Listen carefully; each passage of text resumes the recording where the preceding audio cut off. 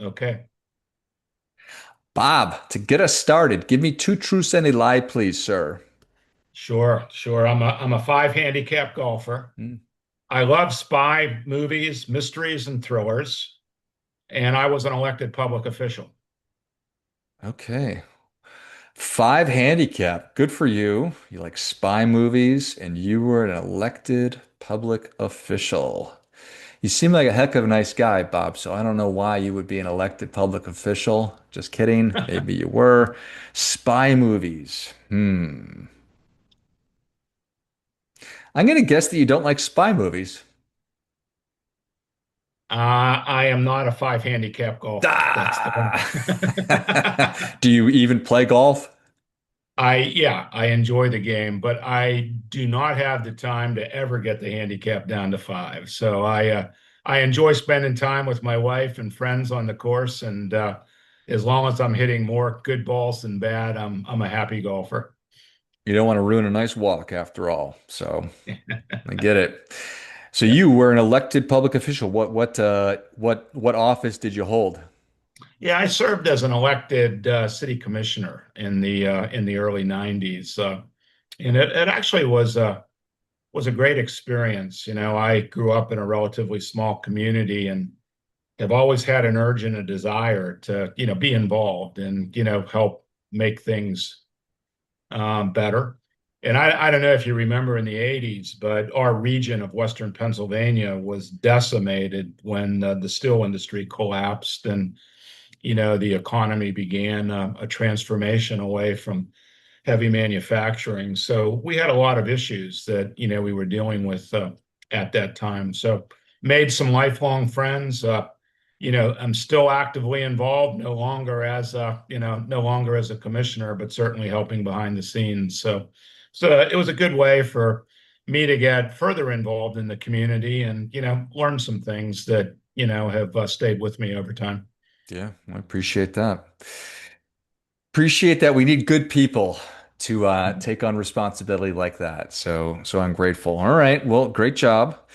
So you just celebrated 40 years in the financial advice business. Congratulations. What is Yeah. top of mind for you right now? Thank you. Well, when you get to that point, at least for me, reflection's been a big part of my, sort of, more recent activities. We had a big celebration 2 weeks ago at a resort in the Pennsylvania Poconos for all of our teammates, and it was just a wonderful experience for for all of involved. And it's kind of great to think back on what's been, what got us here, but there was a book written a number of years ago that what got you here won't get you there, and so it's sort of a good thing to be thinking about, what comes next at this point too. When I started the firm 40 years ago, a lot of the things that we take for granted today were in their very early stages. Just as an example, mutual funds were kind of scorned by investors, as a, lesser choice. But, yet the advantages were pretty compelling to those who took the time to understand it. Vanguard was in the early stages of its existence. I think John Bogle founded Vanguard in the early '70s and, really paved a path towards, low cost, effective investing. I think the first edition of Stocks, Bonds, Bills, and Inflation that Roger Ibbotson and Rex Singfield published, came out in the '70s and really, informed a lot of my thinking on the long-term advantages of the financial markets, particularly investing in stocks. Charles Schwab was in its first decade. Chuck Schwab, kind of morphed to being the low cost investing solution for do it yourself investors and really created the technology platform that allowed independent registered investment advisors like us to really succeed over time. And I was early in the CFP movement too. The financial planning was just coming of its own in the '80s. And I'm a CPA by training. So the firm that I started in 1986 was a CPA firm specializing in financial planning. And we did real financial planning, including tax planning and, things that, advisors call holistic or comprehensive planning today. And we added investment management a year later when we joined Schwab's Financial Advisor Network. And and then the other thing that was evolving that I paid, close attention to back at the time, and we continue to use in our firm today, is the acclaimed Fama French research into, the dimensions of stock returns and how structural tilts in a portfolio, which dimensional fund advisors is based on, can add premiums to, returns over market-wide returns. And, that, so we used all that stuff, in our practice and our advice to clients. And I think it's served our clients very well. Now, the question is what comes next? I think we have an evolution of all those things, which is great. Just as personal computers were changing the industry in the 80s, I think we have artificial intelligence doing that today and for the future. We're using artificial intelligence about a half dozen different ways in our business today. Certainly in improving our productivity and enhancing our ability to service clients, but we're not thinking about cutting any jobs. We're just thinking about how to use it to make ourselves better. And I think it's probably almost pervasive today, for all of us. But I think that deepens over time and really fundamentally changes a lot of the way we do things. But I could see it being really for the better, with better results down the road. So, I have stepped out of firm leadership. We have a 5-person leadership team. I'm still on that, but much more passive. The other 4 people, younger than me and have a much longer runway now, are doing a phenomenal job. So, I have no intention to retire in the conventional sense. I really want to stay active. I want to add value. I don't want to get in anyone's way, but I want to continue to coach and mentor and be there for clients when they need me and continue to add value. So, I'm looking forward to that, at least in the near term. Um, so I think, there's been a tremendous amount of wealth created over the last 40 years when look at the financial markets. And from our point of view, our clients' investment portfolios, because we have many clients who started with us in the early years and, we're still managing money for or managing money for their children and grandchildren. And it's, really kind of gratifying to spend all that time with clients and see them realize their financial objectives and in many cases even surpass them, to be able to live the quality of lives that they want and do what they want to do. So, money needs to have meaning, I think, and I think that's what we're able to add, through the financial planning process. A lot of good stuff. A lot of good stuff. It is wild to look in the rear view. Say 40 years ago, my goodness. Not only did we not have the internet, we barely even had mutual funds and all the Yeah. financial vehicles and things that exist today. It's just totally different. So, I so remember looking at investment portfolios back then, George, for people who were interested in becoming clients and, analyzing the commissions that they paid. Um, I remember plenty of situations where, these folks were paying 2 to 3% per year, in commission costs, before commissions were totally deregulated. And now, if you pay a commission, it's basis points, single digit basis points, cost over the year, and a 2 to 3% drag just from commissions made it very difficult, if not impossible, I think impossible, to realize the returns that the financial markets generated. So, the things that John Bogle and Chuck Schwab and David Booth and Ken French and Gene Fama have done to revolutionize investing over time, have dramatically impacted the investors for the better. Yeah, no question about that. I've been thinking a good amount about contribution lately, as well. And you're a person that has been focused on that, it sounds like, throughout your entire life and certainly your career. You've held public office, you've stewarded countless clients from the early stages to now helping them reach retirement or whatever their objectives are. And you want to look for ways to continue to contribute without being in the way, just to use some of the words that you used. And I think that it's important to be thoughtful about that because as we transition into different stages of our lives, we all want to stay relevant and we all want to make a contribution, but it's not always easy.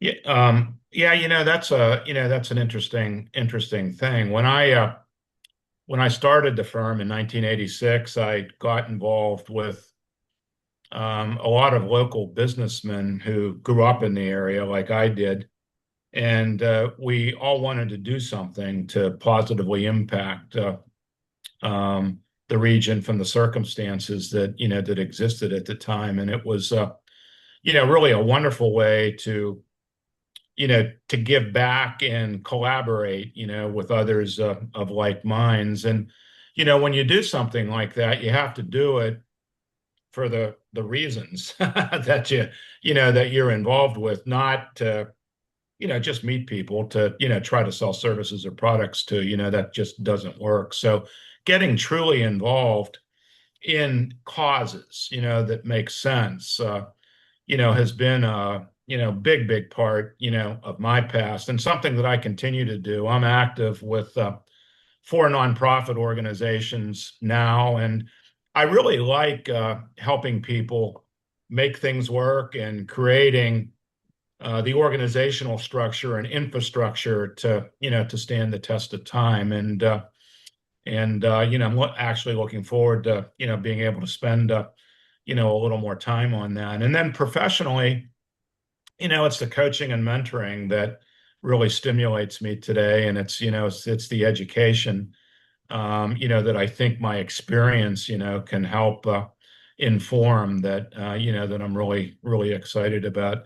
We help all of our clients with their philanthropic and charitable objectives, and it's really gratifying to me to see so many of our clients who participate with community foundations or other charities or have donor advised funds and, are really actively, contributing to really good causes. And, been really impressed with, the people of immense wealth in our country who have signed the Giving Pledge and are willing to give a large part of their fortunes away to good charitable causes. I think about that a lot. It's the wealth gap.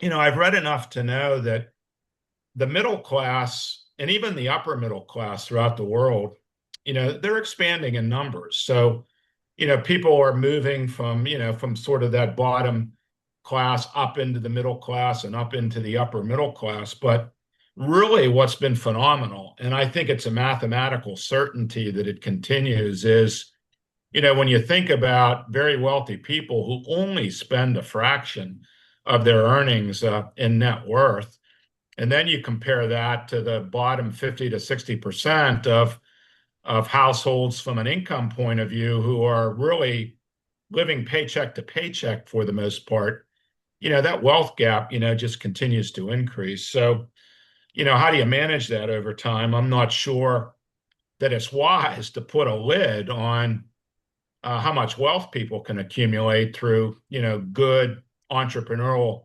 efforts. But I do think we need to be concerned about how to bring everyone else along and help them grow wealth. And, that's why was impressed by your book. I think you're attempting to address that, and make an awareness that it's really behavior change. And a number of years ago, I participated in an effort in Pennsylvania the state treasurer convened a task force to study the concept of putting a mandatory IRA plan together for the approximately 50% of employees in Pennsylvania who aren't covered by a retirement plan.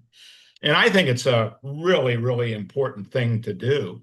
Politics haven't allowed that to happen in Pennsylvania. There is some federal legislation, that might help that. But I think the more that we can reinforce the need for everyone to get involved in a long-term investment program and really educate them on how to allow that wealth to build over time and compound earnings and live within their means and spend less than they're making, there'd be a huge benefit to that, long term.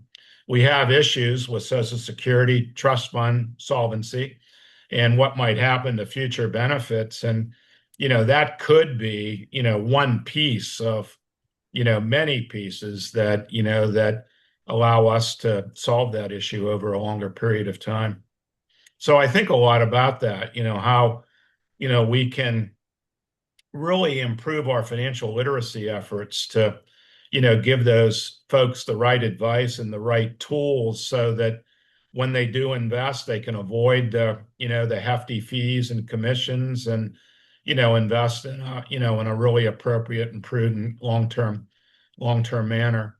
As part of that effort, I became aware of a professor at the Wharton School by the name of Keith Weigelt, who started Bridges to Wealth. And it's a great program that they've rolled out in the Philadelphia area and other areas of the country through sponsors and so forth to educate people in poverty on the power, of investing even small sums regularly in, low cost Vanguard mutual funds. And there are other alternatives today, that are very low cost investment options that can be, just as effective. So I'm hoping that, not only, I and my firm can get more involved in that as a public service, that we're not going to generate clients from that. So it would be, as a public and community service, but also the profession and other industries to really begin to understand the importance of that and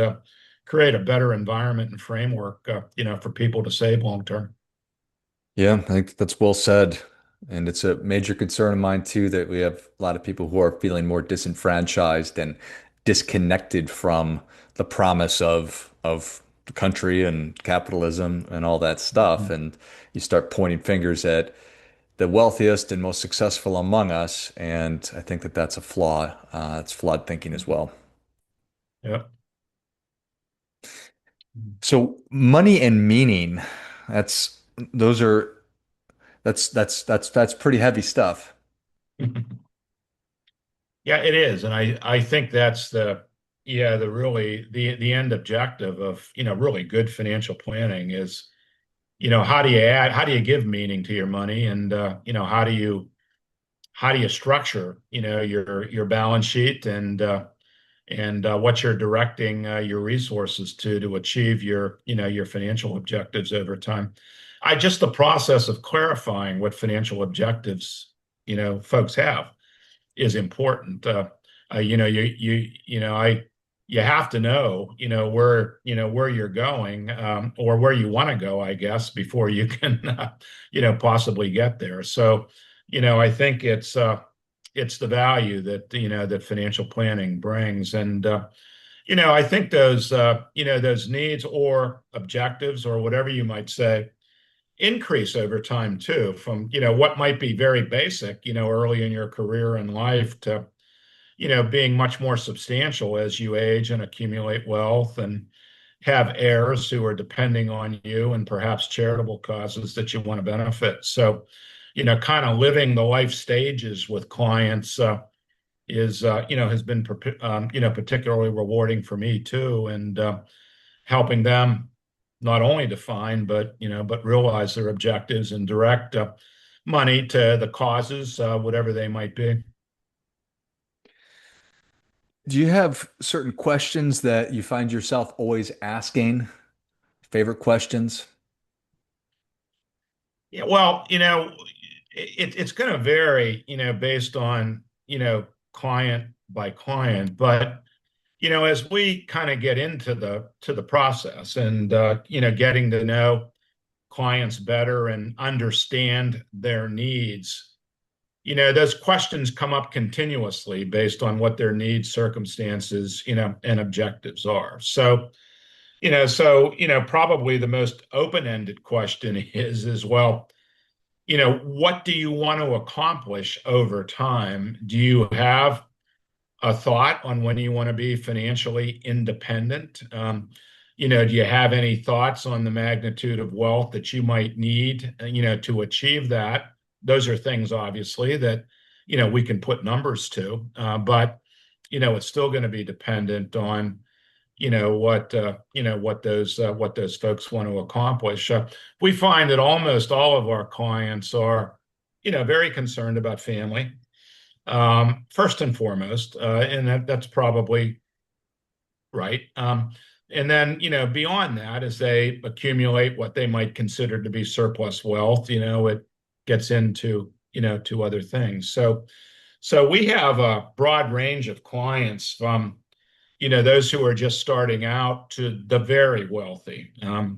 We have a segment of our service that, is directed to the very wealthy families who have, more family office type needs, and, where, you're dealing then with really multiple generations, and business interests and real estate interests and charitable planning, and, heirs that, you might not be showing the right behaviors, and, and things like that. So as we carefully listen to our clients, explain what they want to accomplish, and probe, for deeper meaning, we're constantly going off in directions that we might not expect, when we set out, when we've set out. Get the conversation started, open-ended questions, figure out what all this money is for. I like it. Well, Bob, thank you so much for coming on. Congratulations on 40 years. Thank you, George. Tell us how people can connect with you and learn more. Yep. I'd say building sufficient financial strength, based on your needs, circumstances, and objectives is an important component, maybe a crucial one, to a satisfying and happy life. But it's only one component. Good health, which might trump all, strong personal relationships, and keeping purpose and meaning in your life are also very crucial components. Arthur Brooks, professor at the Harvard Business School who teaches and writes on happiness, adds faith to that basic list. That doesn't work for everyone, but it's, worked for me, whether it's a belief in God or human ingenuity or balance in the universe or whatever it might be, having faith that humanity will continue to progress, and, will continue to improve lives for all of humanity, I think is an important thing to believe over time. There's a lot that goes into a rich and wealthy life, more so than just money. So thank you. Yes. Well, if you enjoyed this as much as I did, show Bob your appreciation. Share today's show with a friend who also appreciates good ideas. What's the website, Bob? It's www.jfswa.com. And that would be James Frank Sam WA.com. Excellent. Excellent, excellent. So go to jfswa.com and learn more about the firm that Bob has built and get involved, however it makes sense. Thanks again, Bob. Okay. Thank you, George, and good luck to you. Appreciate the time. Thank you. Take care. Finally, friendly reminder, there's never going to be anybody more interested in your financial success than you are, so act accordingly.